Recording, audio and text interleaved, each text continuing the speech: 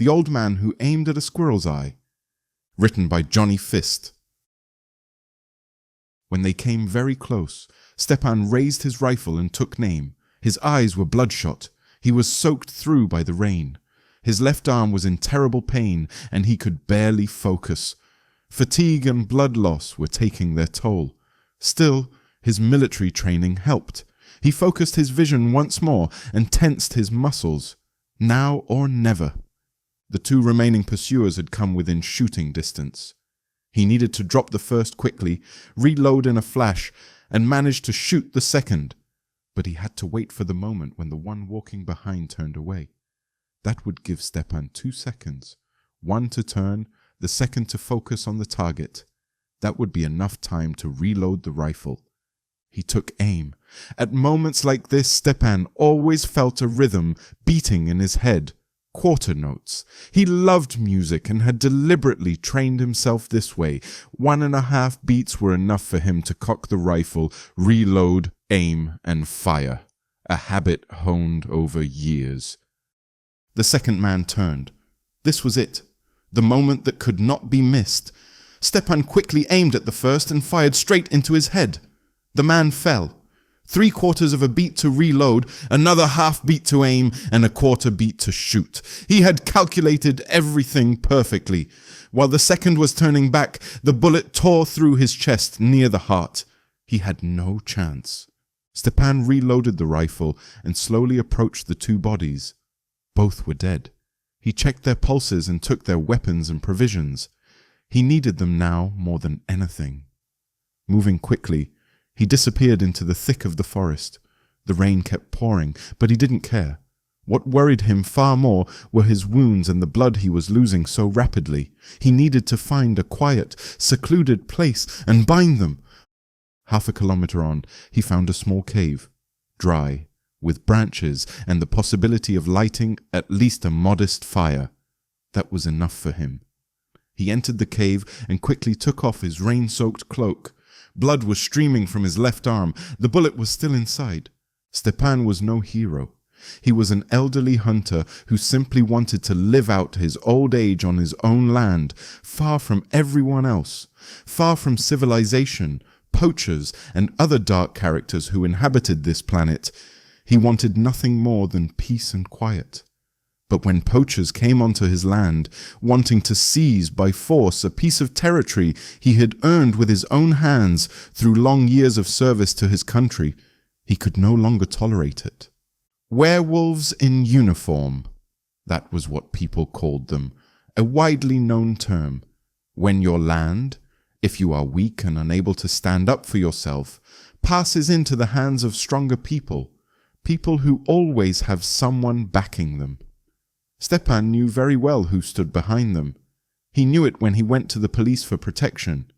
He knew it when the police themselves came to his property and gave him explanatory talks about what was allowed and what wasn't, especially about what he was supposed to do with his land, or rather, where he was supposed to go and to whom he was meant to transfer it.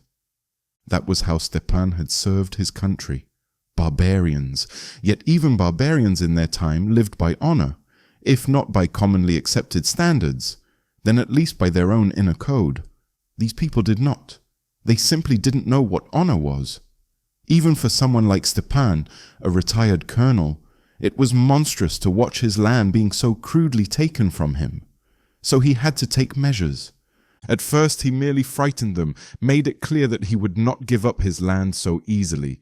And at some point, they decided to resolve the problem in the simplest way possible. Stepan understood everything. That is how a wild boar is driven when hunters want to toy with it. First they let it run, give it hope, make it believe it has a chance. Then they wound it, not fatally, wound it and let it run, and slowly they follow the drops of blood it leaves behind. After some time, the boar grows weak from pain and blood loss. Then the hunters catch up with it and mercifully finish it off. For some, killing the wounded is mercy. For others, it is sport. Barbarians. Stepan knew perfectly well that in his case there could be no talk of mercy.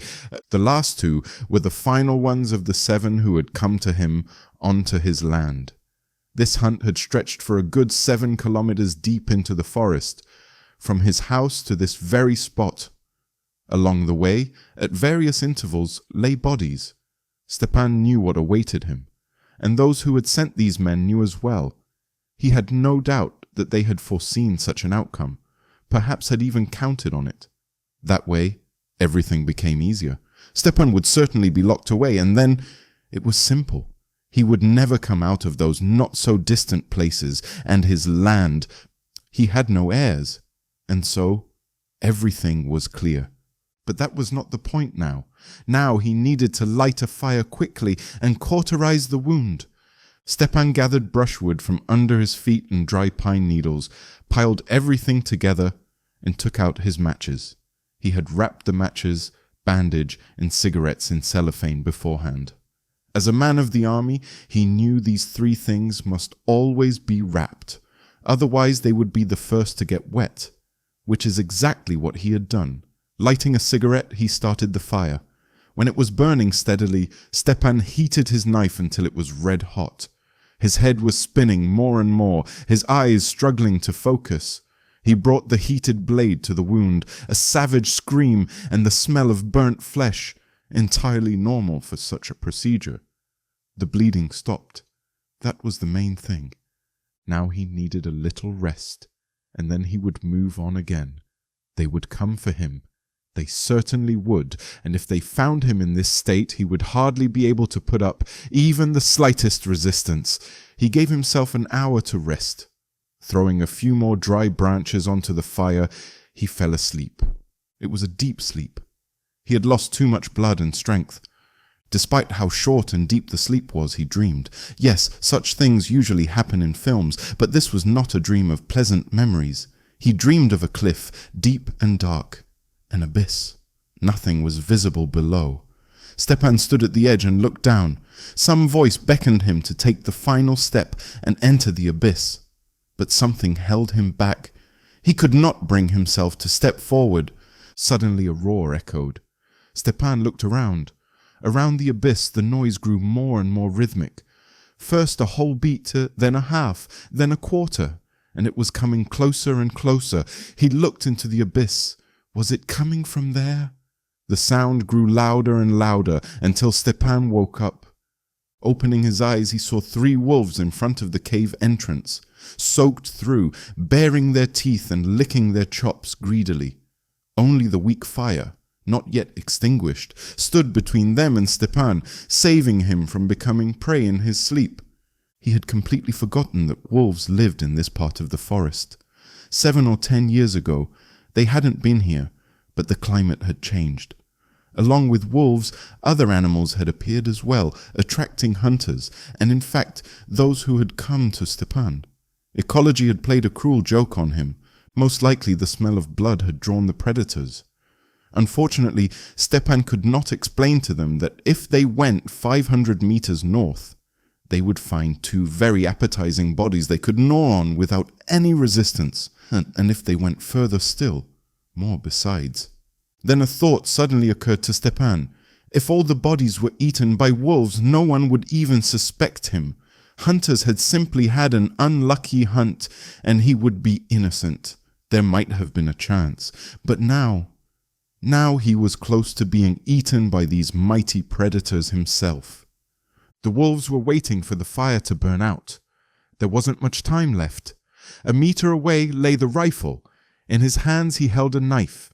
To fend off 3 wolves with a single knife in his condition was impossible, and he knew it perfectly well. Rushing for the rifle might be futile. The wolves would leap at him immediately, without waiting for the embers to fade. He had to think fast. Risk or risk. With either the knife or the rifle, the chances were slim. While he was thinking, the first wolf suddenly leapt over the fire and grabbed Stepan by the leg. The thick rubber boots prevented it from biting through. He felt the predator's teeth, but only superficially. The fire burned the animal after all, and when the wolf released his leg for a second, Stepan kicked it hard with his other foot and shoved it out of the cave, at the same time grabbing the rifle. He reloaded quickly as the second wolf instantly rushed at him instead of the first. Just as it opened its jaws, ready to bite, Stepan fired. The bullet entered the open mouth and tore straight through the wolf's body. With a wild howl, it fled into the forest. It would not return. But two remained. Wolves were unlikely to feel rhythms. As Stepan reloaded, the first wolf, together with the third, jumped on him and knocked him to the ground. One sank its teeth into his arm, exactly where the bullet wound was, reopening it. The other clamped onto his leg. The pain was unbearable. Stepan screamed and writhed. By some instinct, he found the knife, grabbed it, and stabbed the wolf holding his arm. The animal howled. The blade only scratched it. A moment's delay, and Stepan thrust the knife at the third wolf, but missed. In the same second, it clenched its jaws and bit through his leg to the bone, plunging Stepan into agony. The first wolf recovered and grabbed him by the neck.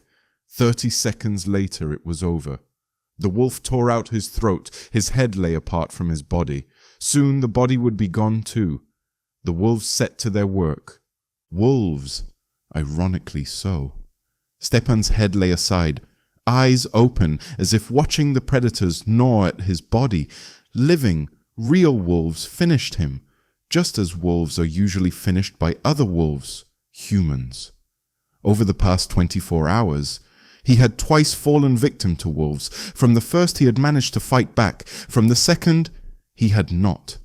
If he could have chosen how to die, had it been inevitable, he would certainly have chosen this way. For real wolves, it is hunting and instinct. For human wolves, it is greed, avarice, and the desire to destroy simply in order to destroy. No arguments, no higher purpose, just greed. That is what distinguishes wolves from people. 2 hours later, only bones lay beside the head, with scraps of flesh and clothing still clinging to them. The wolves had been too hungry to leave such a feast for later. Most likely, he would be found tomorrow. Everyone would be satisfied with what had happened. The target was eliminated, no witnesses, no executors. For those who had planned it all, an ideal outcome. They could hardly have hoped for better.